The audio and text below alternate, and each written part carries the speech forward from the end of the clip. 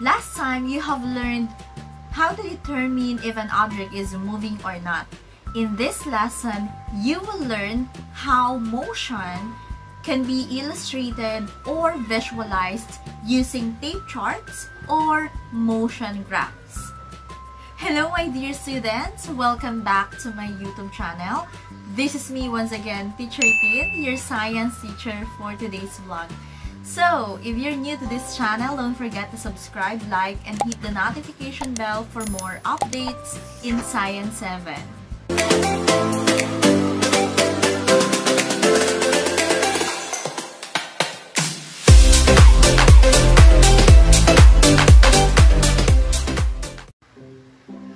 Welcome to Quarter 3, Week 3 of your Module 3 in your Science 7. And for today's lesson vlog, we're going to discuss about motions and graphs. And for this week's most essential learning competency, we have create and interpret visual representation of the motion of an object, such as tape charts and motion graphs.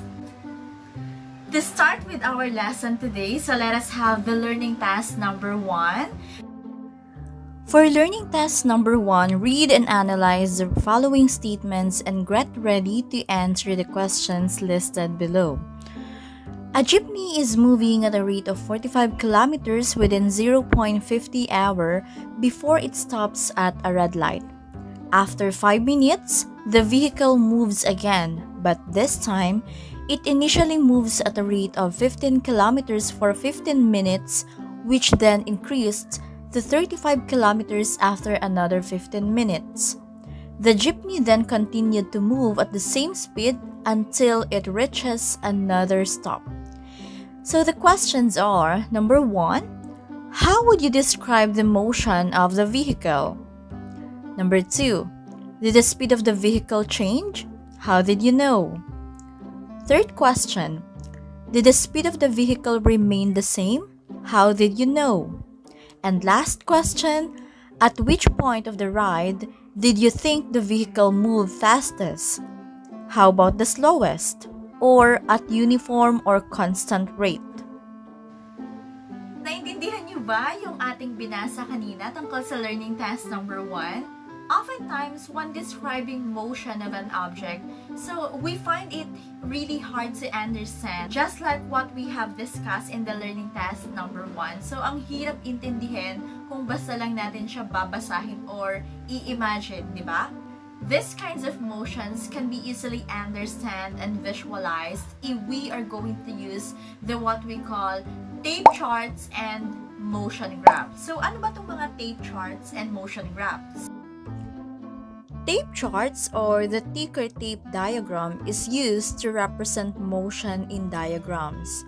This method uses dots or ticker marks. Each diagram shows an object moving at different pace or speed, where the dots represent the object and the distance between each dot represent the change in its speed. Okay, so kung gagamitin natin ang tape chart sa pagde-describe ng motion na binanggit natin sa learning task number 1, ganito ang magiging itsura ng tape chart. Ayan, nakikita niyo itong nasa baba. Okay, so mapapansin niyo dito na meron tayo dito mga dots. Okay, para siyang isang tape measure na merong mga numbers sa baba and then merong dots. So yung dots, yun yung nagre-represent ng mga distance. Okay, so mapapansin nyo na may mga dots dito sa tape measure. So, yun yung nagre-represent ng distance between sa bawat galaw ng jeep. Okay, so you will notice that the distance between each dot is not the same, for it represents the speed of the object. Kung mapapansin nyo, yung pinakaunang dalawang dots, yung black at saka yung red, so, mapapansin nyo na sila yung may greatest distance. Malayo ang pagitan. Samantalang, yung mga distance naman between dun sa red dot at saka dun sa third, fourth, ayan, fifth, medyo magkakalapit na yung distansya nila, diba? So, yung nakikita nyo dito na red dot, yun yung nagre-represent kung saan tumigil yung object. So, kapag yung object ay kumilos siya ng mabilis, So, yung distance sa pagitan ng bawat dot ay nag-i-increase din. At kapag naman yung object ay nag-move siya ng mabagal, so yung distance naman between doon sa mga dots ay nagdi-decrease. So, ibig sabihin lamang nito, dun sa nakikita na natin dito na tape chart, so yung pagitan ng unang dot hanggang dun sa red na dot, since ang layo ng pagitan nila, ibig sabihin, mabilis yung takbo ng jeep. And then, pamula dun sa red naman hanggang doon sa kasunod na black dot, since maiksi ang pagitan nila, ibig sabihin lamang nito na mabagal yung takbo ng jeep. Okay, so dun sa learning task number 1, kung babalikan natin yung tanong, ang sabi sa number 1, how would you describe the motion of the vehicle? So it's very obvious that the motion is accelerating dahil nababago yung speed or yung velocity ng jeep. So sa second question, did the speed of the vehicle change? Of course, yes, it's very obvious. Sabi nga natin, di ba? Yung distances ng mga dots na nakikita natin din sa tape charts, it represents how fast the object or the jeepney is moving. So makikita natin na merong mga dots na layo-layo, so ibig sabihin mabilis, tapos merong mga dots na magkakalapit, ibig sabihin malapit or bumabagal. So nagkakaroon talaga ng changes dun sa speed nung vehicle. So another question, did the speed of the vehicle remain the same? So I think that's very obvious. Of course, hindi. Dahil nga, merong takbo yung jeep na mabagal at meron din siyang takbo na mabilis. Okay, and at which point of the ride did you think the vehicle moved fastest? At I think nasagot na natin yan kanina.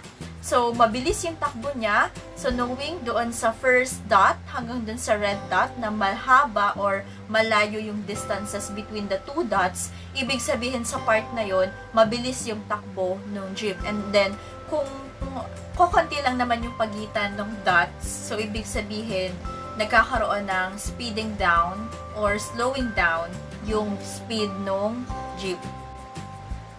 Okay, so aside from tape charts, meron pa tayong isang ginagamit to represent the motion of an object or to visualize the representation of data.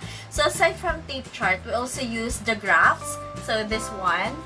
So yung nakikita nyo, yan yung mga examples na mga graphs na ginagamit din natin as a visual representation of information or data in.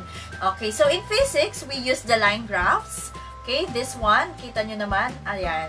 Okay, so this is also known as the motion graphs to represent the changes or patterns in the object's motions. And one example of this graph is what we call the displacement versus a time graph. So examples are here. So we have this one, A, graph A, we also have graph B, and we also have the graph C. Okay, so dun sa tatlong graphs na to, paano naman natin i-describe yung motion ng isang object? So, makikita natin na may mga slopes or lines or curve na meron dito sa graph na to na maaaring mag-represents ng manner kung saan yung object ay gumagalaw or nagmo-move. So, dito sa graph A, anong mapapansin nyo sa kanya? If I'm going to ask you, paano nyo i-describe yung motion ng object kapag ganito ang klase ng graph? Sige nga, how are you going to interpret this graph?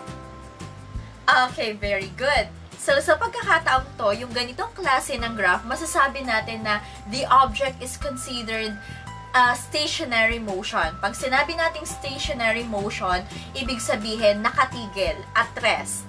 Okay, so yung graph na to, sinasabi sa atin na the object stays at the same location or same position even as the time goes by. So, tumatakbo yung oras, pero nananatiling nasa same position lang yung isang object. Kaya nga sinabing at rest or stationary. Walang pagbabago sa position or sa pwesto niya, pero yung oras tumatakbo. So, ganito ang makikita nating graph kapag ang isang object ay at rest or stationary. Now, how about for graph B? Okay, sige nga. How are you going to interpret this graph? Okay, very good. So, sa pagkakataong to naman, yes, masabi natin that the object is accelerating. Ano ibig sabihin nun? So, sa graph B na to, makikita natin na pataas yung line, diba? So, ibig sabihin, yung distance niya ay lumalayo or siya nga, lumalayo at yung time din naman ay tumatakbo. So, for graph B, the slope is straight and move upwards, indicating that the object is accelerating or speeding up. Bumibilis yung takbo niya. So, nangyayari to kapag yung mga object ay, yung object speed ay nagdedere-diretso siya sa kanilang speed. This could happen when an object speed continues to increase. How about this graph C? So, paano natin i-interpret yung ganitong klase ng graph? Sige nga. Ayan. So, ano bang napansin nyo sa graph C? May pa-curve na yan, di ba? So, yung graph C, meron siyang line na naka-curve downward. Ibig sabihin, nag-i-indicate ito na yung object speed naman ay bumabagal or bumababa, nagdi-decrease, kaya ang tawag na natin dito ay decelerating. So, di ba may term tayong acceleration and deceleration. So, pag nag-i-speed up ang isang object, it's accelerating. Acceleration siya. Pero kapag ang isang bagay ay bumababa naman ang kanyang speed, it is what we call decelerating or deceleration. Okay, so kung minsan, gumagamit tayo ng mga dots para ma-identify or ma-signify or ma-indicate yung certain points sa motion graph kung saan nagkaroon ng changes sa motion. Example, okay, yung dalawang yan. Okay, these are examples of it. Yan, so kung titingnan natin yung mga graph na to, paano ba natin i-describe yung bawat motion? Saan natin masasabi na tumigil yung object dito sa graph A at graph B? Saang points nag-move yung object? At saang point naman nag-gain ng speed? Or saang point naman ito, yung object ay nag-decrease sa kanyang speed? Okay, so kung sasagutin nyo ito ng ganito, so tama kayo. Sa graph A, makikita na natin na points 1 and 3, it represents the moments at which the object's speed decreases. Samantalang, dun sa points 2, 4, the object speeds increases. Okay? So, yun po ay sa graph A. Uulitin ko. Sa point 1 at point 3, ito yung nagre-represent kung saan na yung mga object ay bumaba ang kanilang object speed. Pero sa point 2 and 4, yung speed ng object ay tumaas naman or nag-increase. Samantalang, tingnan natin ang graph B. Sa point 1, nagre-represent, okay, samantalang sa graph B, yung point 1, kita natin tong point 1, ito yung nagre-represent ng moment kung saan naman yung object ay tumigil. Tumigil sa paggalaw. Tapos, pagdating sa point 2, gumalaw ulit yung object. Kita nyo? Okay, di ba umaakyat siya? So, pagdating ng point 1, tumigil. Nag-stop na siya. Tapos, na makarating siya sa point 2, dun ulit siya gumalaw. Okay? So, again, for graph B, point 1 represents the moment the object stopped moving, while at point 2, the object moves again. Okay, so for learning task number 2, you're going to analyze the motion graphs. So you're going to match each description to its appropriate graph, and then you have to write your answer in a piece of paper. So meron tayong 5 graphs dito. So na-explain na naman natin kanina ano ba ang description ng bawat graph na to. So meron dyan 5 tanong. The first one is a boy running for 20 minutes then stops to rest. So, ano kayang graph yung nagre-represent ng bagay na to? And then number 2, a rock placed on top of a table. So, sa tingin nyo, alin kaya dyan sa 5 yan? Number 3, a car moving uphill or upward. Number 4, a child sliding down the slide.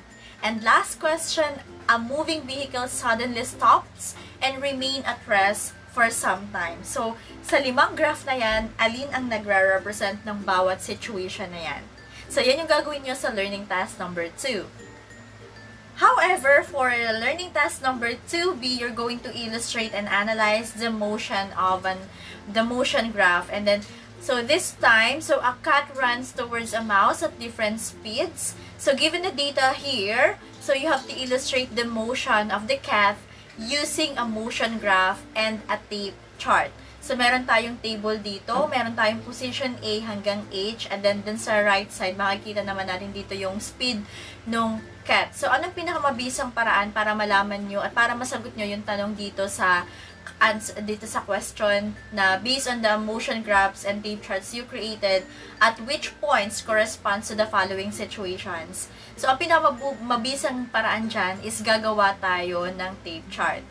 At doon sa tape chart, malalaman natin, so ano ang stationary or motion at rest, alin dyan yung constant speed, alin dyan yung speeding up, at alin dyan yung slowing down. So, tara, gawa tayo ng tape chart. Okay, so for learning task 2B, this is illustrating and analyzing a motion graph. So this is our given. We have the table here wherein a cat runs toward the mouse at different speeds, and the given data below illustrate the motion of the cat using a motion graph and a tape chart. So what we're going to do here is we're going to make a motion graphs and a tape charts based on the given table. So we have here position A to H, and then the speed, which is has the unit of meter per second, 0 until 0. So with this example, okay, so we can have here, so this one, and this will be the tape charts that we have created. So position A, so this is 0 meter per second, and then for B, so it becomes like this, 0, 1, okay, 1 meter per second, and then C, this is 2 meter per second, and then another, okay, this one, and okay, and so on. So this is for the tape chart. So now, how about, what does it look like if it is a motion graphs? Okay, so for the motion graph, so we have here this one. Okay, so we have the position versus the speed. So this is the speed. This is the position, rather. Sorry, this is the position. And this is the speed. So, for position A, we have 0. And then, for position B, we have 1 meter per second. And then, for position C, we have 2 meter per second. And then D, we have 2 meter per second again. And then E, we have 1 meter per second. F, we have 2.5 meter per second. And then for G, we have 4 meter per second hanggang sa makarating siya ulit ng H, which is another 0 meter per second. So, bumalik na siya doon. Okay. So, ang tanong natin kanina is, alin kaya dyan yung stationary in motion or motion at rest, or constant speed and speeding down. Speeding up, slowing down. So, meron tayong example dito ng motion graphs. Kasi pag sinabi nating motion graphs, it is describing the motion of an object, which is occasionally hard to do with words. So, sometimes, graphs help make motion easier to picture and therefore understand. So, kung ito yung 0 point natin, at ito yung ating time, and this is the distance. So, tingnan natin, class. So, kapag ang ating line ay straight line lang na pataas, it means it is fast and steady speed. So, when we say steady, it means constant. So, constant ang speed niyan na mabilis. Ano kasi talagang super straight siya na very narrow yung pagkaka-straight line niya. So, same lang din naman siya dito sa red line na to. So, this is steady speed. Pero, medyo mas mabagal naman siya kaysa dito sa isa kasi very steep kasi ito eh. So, this is steady speed. So, kapag ganito nakikita nyong itsura ng graph or ng line graph, it means constant ang speed niya. But, pag nagkaroon dyan ng parang straight line na tumigil dito, it means at rest yan or stationary. Okay? So, stationary kapag ganito. And then, kapag naman ito ay pababa, going to 0 na siya. So, returning to 0 point kapag siya ay pababa. Now, meron tayong mga nakikita dito mga pa-curve. So, kapag ganito ang ating line graph, so it means it is getting faster. And kapag naman ito ay pa-curve na pa-down, it means it is slowing down. Okay? Pababa siya, pero kaya nga getting faster, ibig sabihin, pabilis, pabilis, pabilis. Ito naman, slowing down. Kumpara natin sa returning to 0 point na straight siya na pababa. For learning task number 3, doing detective work. So, you have to read the passage below and answer the guide questions that follows. Okay, so this is the situation. Suppose that you are on a job trainee in a private investigating company tasked to investigate a hit-and-run case. The alleged suspect was captured by a CCTV camera driving a road leading to the place of incident. The suspect denied the allegation, saying that he was driving very slowly with a constant speed. Because of the short time difference when he was caught by the camera and when the accident happened, he insisted that it was impossible that he would already be at the place when the crime took place. But when you are viewing the CCTV footage, you notice that his car has left oil spots on the road. When you checked the spots on the site of the accident, you found out that they are still evident. So, you began to wonder if the spots can be used to investigate the motion of the car driven by the suspect and check whether he was telling the truth or not. So, let's examine the distances between the dots of the tape chart presented below. Okay, so next, we're going to examine the distances between the dots in the tape chart presented below. So this is figure 5, the tape chart of the oil spots left by the car. So ito na yung ini-investigate natin kung talaga bang nagsasabi ng totoo yung driver or not. Okay, so there are different questions here. So guide question number 1. So how will you compare the distances between the dots? So, paano ba natin i-compare yung mga distances nito mga dots? So, remember na yung mga dots, yung mga spaces dito, yun yung magpapatunay kung gaano kabilis or kabagal yung takbo ng isang vehicle or ng car na nga ito. So, number 1, how will you compare the distances between the dots? So, we can say that the distance between the two successive dots increases uniformly. And next question, so what does the tape chart tell you about the speed of the car? And we can say that based on the tape chart here, because the length of the tape chart or the tape increases uniformly, it means that the speed or the velocity of the object increases uniformly. So, kita naman natin, di ba? So, habang tumatagal, lumalayo yung distansya ng mga dots nung dots between each dot. So, ibig sabihin, may pagbilis sa takbo ng kotse na ito. And then, sabi natin ay, how are we going to make this in a graph also? So, ito yun yung gusto kong gawin naman ninyo. So, paano nyo naman siya i-convert or i-interpret using the graph motion? And yan na nga. Okay, so now, for question number 4, analyze the motion graph and compare it to the information presented in the tape chart. Okay, so, if we're going to analyze the motion graph, kung dun sa gagawin natin or sa gagawin ninyo, syempre, gusto ko kayo naman yung gumawa ng motion graph kasi meron na tayo ditong tape chart. So, if we will interpret the graph in terms of the speed and acceleration of the moving car, we can say that the change in length of the tape is constant. So, the change in speed is constant, or the length of the tape increases by the same amount in each interval. Okay, same amount dun sa iba. However, habang tumatagal, since lumalayo na yung pagitan ng mga dots sa bawat measure, makikita or masasabi natin na nagkakaroon ng increase sa speed, sa bawat interval. And of course, by looking at this tape chart, we can say that the object is accelerating. So, may pagbilis sa takbo niyan. Kaya naman, based on our investigation, the tape chart and the motion, so, can we say that the suspect is telling the truth or not? Okay, so we can say that if the arrangement of oil drops left by the car is similar to what we use in this activity, so then the suspect was not telling the truth. Okay, because it is very obvious in the tape chart that we have here in this example.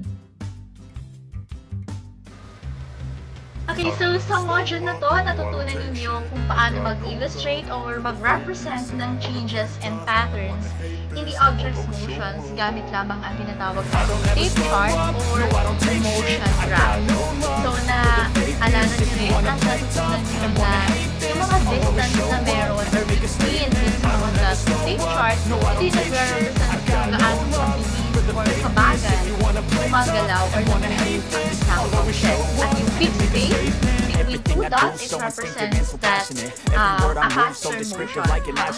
Samantalang yung mga smaller spaces naman between the dots, it represents slower motion. And on the other hand, pagdating naman sa motion graph, so napag-aralan na natin at syempre natutunan ninyo ang iba't ibang klase ng graph ng movement or line. Sa motion graph, really represents the rate of motion. Kagaya na una, syempre kapag straight line yung nakita natin, nag-represent ito na yung object ay nakatigil or yung speed nito ay equal to 0, ibig sabihin stationary or at rest. At kapag naman ang isang graph ay nakita natin na patayo or slanting line moving upward, nag-represent naman ito na ang object ay nag-accelerate. At kapag ang object naman or ang graph ay the straight vertically moving downward, sabihin yung line na ito nag-represent that the object is decelerating. At kapag naman ang line that ends at one point indicates motion that has stopped from moving. Ayan. Okay, so sana ay natutunan nyo at malinaw para sa inyo ang paggamit ng tape chart at saka ng ating motion graph.